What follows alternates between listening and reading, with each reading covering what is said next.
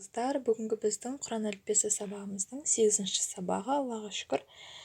Бисмилля, біз бастаймыз. Қыздар, біз бұған дейін тәнуин, сукун, шадда тақырыптарын өттік, барлығында. Енді біз бүгіннен бастап, иншалла, естеріңізде болса, әріптердің жазылу түрлерін, басында, ортасында, соңында жазылу түрлерін мен сіздерге жазғызған болатынмын, егер соны жаттап, естеріңізде қалған болса, енді біз оқуға кірісеміз. То есть Құранда қалай жазылады, солай оқитын боламыз, иншалла. Араб тілінің жазбаша түрін бүгін біз оқып бастаймыз, иншалла.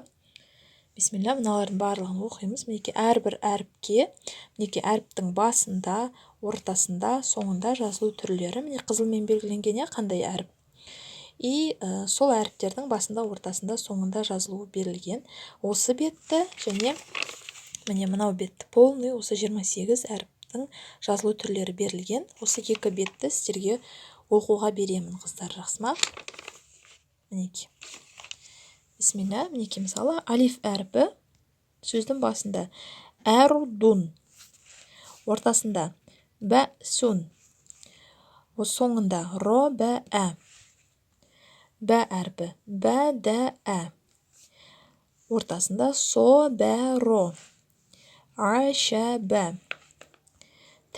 тә-ро-кә, хо-тә-мә, бә-хо-тә,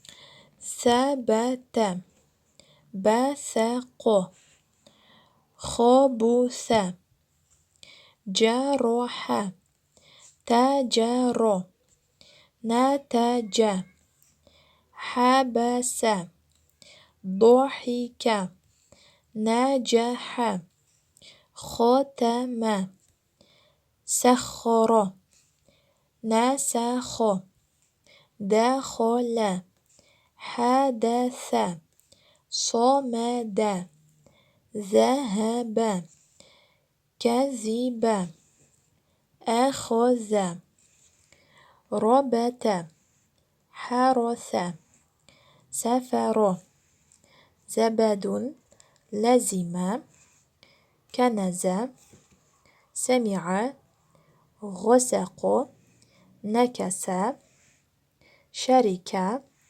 عشر, أوحش. Вот енді қалған әріптер, міне мынау беттегі әріптерді иншалла оқисыздар деп үміттенем. Жақсы ма, қыздар? Егер мысалы мынау әріп мысалы түсініксіз болса, қандай әріп еді деп қызылмен белгіленіп тұр, демек қарайсыз қай әріп? Значит, хә әрпінің басында жазылуы осылай екен ғой дейсіз, мысалы. Хә әрпінің мінекей ортасында жазылуы тоже қызылмен белгіленіп тұр, мінекей. Значит, хә әрпі. Міне хә әрпі, мынауда хә әрпі. Осылай. Вот. То есть, мына жерде қызылмен белгіленген әріп, вот мына жерде келсе қызылмен белгіленді. Демек, сол әріп, әрбір әріптің басында, ортасында, соңында жазылуы келтірілген, қыздар, жақсы ма? Қазір фотоға түсіріп жіберем. Кемі мынау бетті 10 рет және мынау бетті 10 рет оқисыздар.